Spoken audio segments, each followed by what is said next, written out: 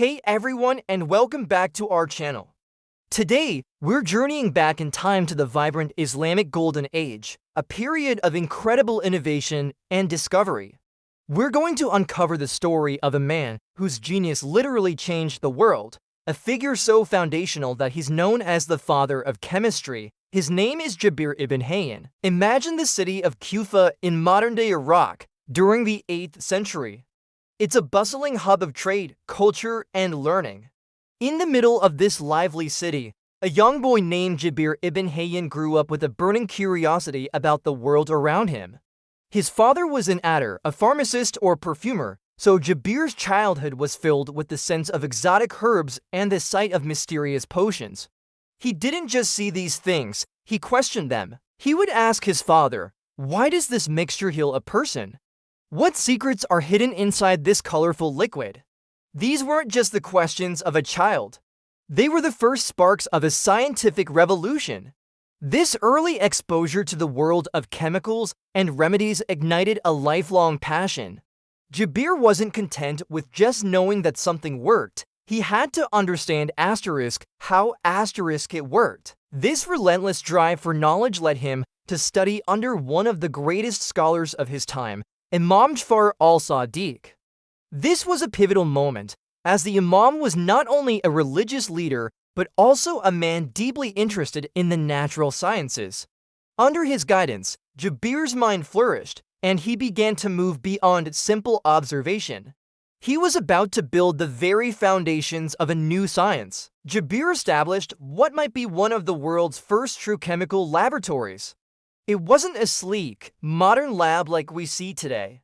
It was likely a modest space, filled with strange glass vessels, furnaces, and the constant bubbling and hissing of experiments. But in this humble workshop, magic happened. Jabir wasn't just mixing things together randomly like the alchemists before him. He was systematic. He was precise. He pioneered and perfected techniques that are still fundamental to chemistry today. Think about it: distillation, the process of separating liquids by boiling them; crystallization, forming pure solid crystals from a solution; sublimation, turning a solid directly into a gas; and filtration, separating solids from liquids. These are all techniques Jabir documented and refined. He wasn't just an alchemist trying to turn lead into gold. He was a true experimental scientist, obsessed with purification and understanding the fundamental nature of matter. His quest led to some astonishing discoveries. Jabir was the first to synthesize and describe several major acids that are cornerstones of the chemical industry. He figured out how to create sulfuric acid, which he called the oil of vitriol. He also developed methods to produce nitric acid and even aqua regia, a powerful mixture of nitric and hydrochloric acid famous for its ability to dissolve gold. These weren't just lab curiosities. They were powerful tools that unlocked countless new chemical reactions and possibilities, paving the way for everything from fertilizers to pharmaceuticals.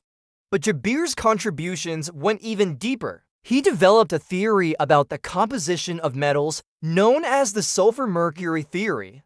He proposed that all metals were formed from different proportions of sulfur and mercury.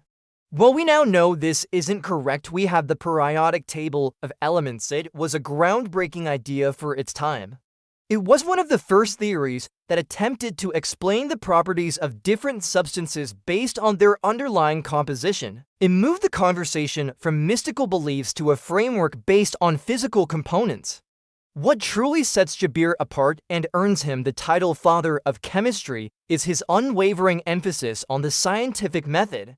Before Jabir, much of what was called science was based on hearsay, tradition, and philosophical speculation. Jabir championed a radical new idea: experimentation is the key to knowledge. He insisted that any scientific claim must be supported by practical, repeatable experiments. He wrote that the first essential in chemistry is that you should perform practical work and conduct experiments, for he who does not perform practical work nor conduct experiments will never attain the least degree of mastery. This was a revolutionary concept. It's the very principle that separates science from superstition. It means that knowledge shouldn't be based on what someone says, but on what can be proven tested and verified by anyone, anywhere. This rigorous, evidence-based approach is his most enduring legacy. Jabir was also an incredibly prolific writer. He is credited with authoring a vast collection of works, sometimes referred to as the Jabirian corpus. This collection includes hundreds of treatises covering not just chemistry and alchemy, but also philosophy, medicine, astronomy, and engineering. These books were treasure troves of practical knowledge, filled with detailed recipes for chemical preparations, designs for lab equipment, and profound thoughts on the nature of science itself. And he didn't just write about how to do science. He wrote about why we do it. Jabir believed that knowledge was a sacred trust and that it should be used for the benefit of humanity, not for selfish gain or destructive purposes. He integrated a strong ethical code into his scientific practice, emphasizing that a true scientist must be patient, honest, and dedicated to uncovering the truth for the betterment of the world. As the centuries passed, Jabir's work didn't fade away. During the European Middle Ages, his writings were translated from Arabic into Latin under the Latinized name Geber. His books became the primary chemistry textbooks for European scholars for hundreds of years. Influential thinkers like Albertus Magnus and Roger Bacon studied his work intensely. The methods, theories, and experimental spirit of Jabir ibn Hayyan flowed directly into the heart of the European Renaissance and the scientific revolution. So when you see a chemist in a lab today, carefully measuring substances, distilling a compound, or recording their results, you're seeing the legacy of Jabir ibn Hayyan in action. His insistence on experimentation, his groundbreaking discoveries of acids, and his systematic approach transformed alchemy from a mystical art into a genuine science. He laid the groundwork for centuries of discovery, creating a path that led directly to our modern understanding of the material world.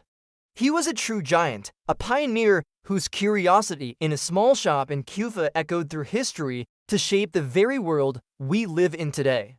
Thank you so much for joining me on this incredible journey into the past. If you enjoyed learning about the father of chemistry, make sure to hit that like button and subscribe for more stories about the hidden heroes of science and history. Let me know in the comments who you'd like to learn about next. See you in the next video.